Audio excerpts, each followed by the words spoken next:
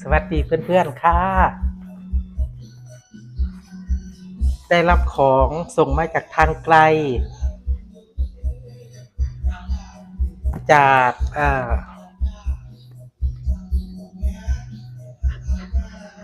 ผู้ส่งสมจิตสังเงินนะคะ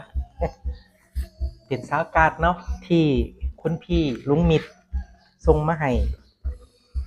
อภินันทนาการจากคุณพี่ลุงมิตรนะคะเปิดเบิ่งก่อนว่ามันเป็นยังไงเปิดทั้งใดล่ะพี่น้องกล่องใหญ่มากเลยแต่เพิ่นก็บอกรายละเอียดมาแล้วว่าเพิ่นส่งสาวการ์ดมาให้ลองใส่เบิ่งในนั้นก็สิมีไมค์แล้วก็มีสาวการ์ดมีอุปกรณ์ครบว่าซั่นว่า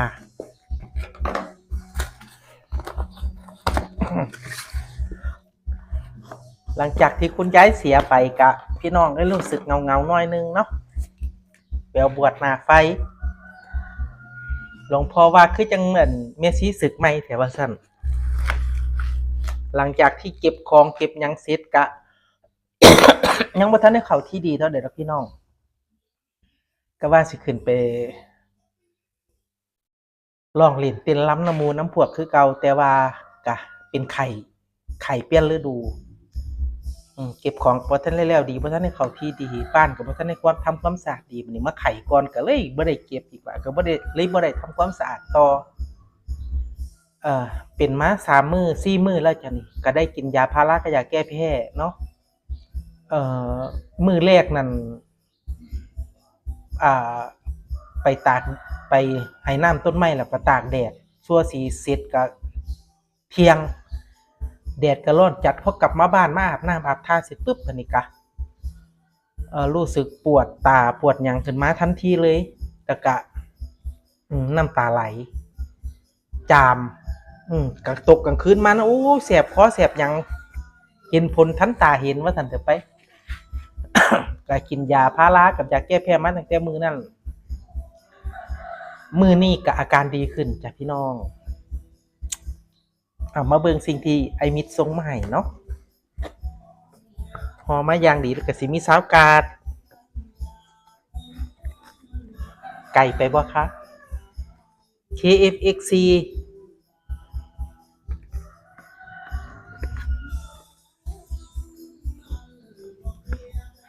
เปิดจังไดล่ะบาดนี้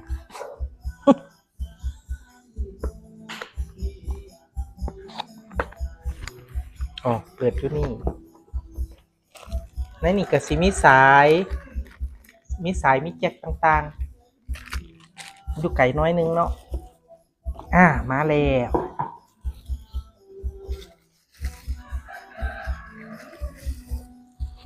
โอ้ยังดูใหม่ๆอยู่เลยไอ้มิดพอลุงพออ่าว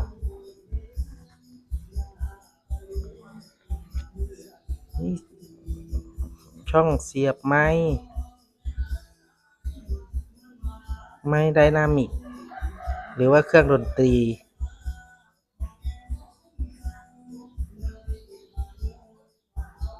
หูฟังไมโครโฟนหูฟังครอบหูลำโพงหูฟังดนตรีประกอบไล่สดได้2ตัวโอทิกีไทยซีสายชาร์จสวย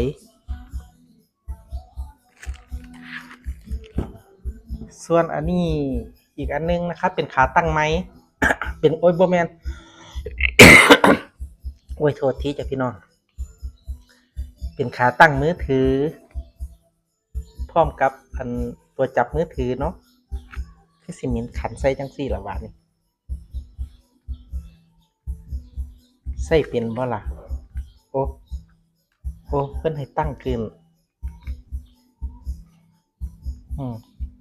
กระทัดรัดดีเนาะจะได้อยู่นี่ว่าติไอ้ตรงกลางนี่แม่นอีหยังอีกบาดนี้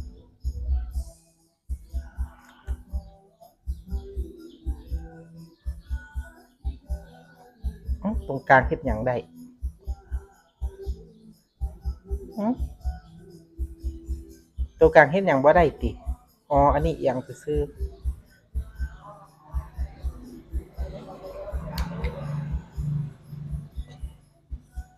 เดี๋ยวจังค่อยเบิ่งว่ามันเฮ็ดอิหยังได้แน่เสร็จแล้วนี่ก็เป็นคู่มือการใช้เดี๋ยวจังค่อยอ่านในกล่องนี่หมดแล้วแล้วก็อันนี้อีกก็คือ Holyland คืออีหยังคะนี่แต่ว่าอ้ายเพิ่นบอกว่าเป็นไม้โอ้เป็นไม้อีหลีพี่น้องเป็นไม้อุ๊ยโอ้ของญี่ปุ่นเป็นภาษาญี่ปุ่นในนี่มีไม้หนึ่งตัวติไอ้มิดหึใส่จังไดเนาะบาดนี้คือในอุปกรณ์ไม้นั่นก็สิมีสายอิหยังแหน่เดี๋ยวอันใดคือไม้อันใดคือไม้น้ออันนี้น่าจะเป็นไม้เนาะ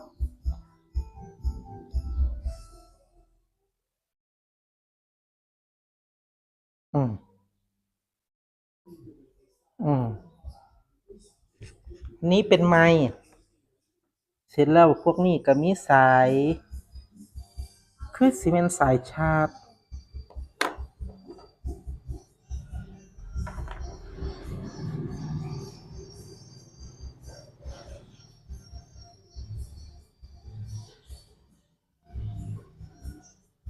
แสดงว่าตัวรับนี่เพิ่นน่าสิให้ไปเอ่อเสียบไว้กับตัวมือถือแม่นบ่ตัวรับคือมี2อัน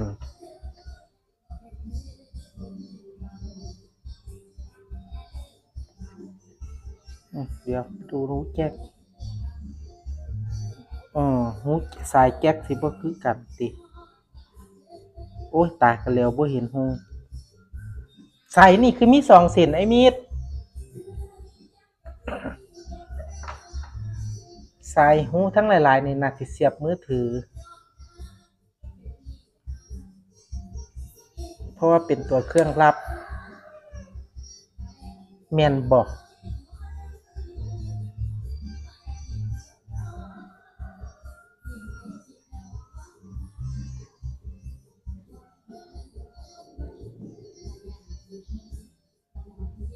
ตัวไม้นี่บ่มีหม้องตัวเสียบ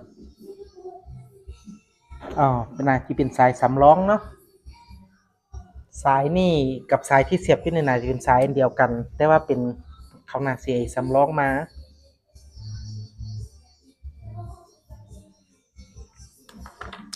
เดี๋ยวจังใดห้าม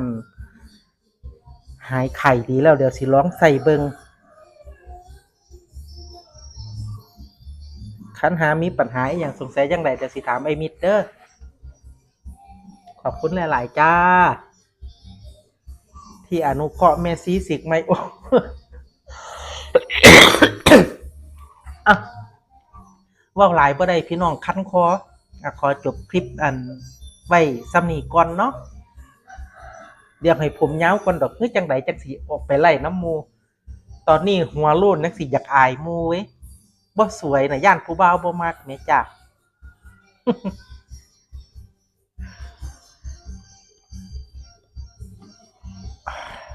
โอเคจ้ะพี่น้องขอบคุณไอ้มิตรหลายๆที่ส่งอ่าของเล่นมาให้เนาะนี่ใส่กับไม้ทั่วไปได้ติหรือว่าใส่แต่กับไม้ไดนามิกหึอันนึงเป็นไม้แจ็คน้อย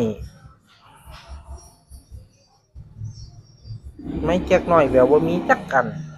แต่ว่าก็คงต้องหานั่นแหละวะ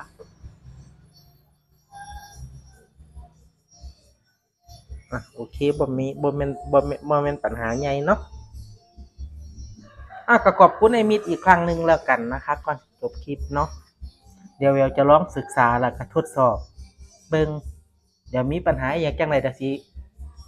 ทักไปถามเด้อพี่มิตรเด้อลุงมิตรขอบคุณหลายๆจ้าบ๊ายบาย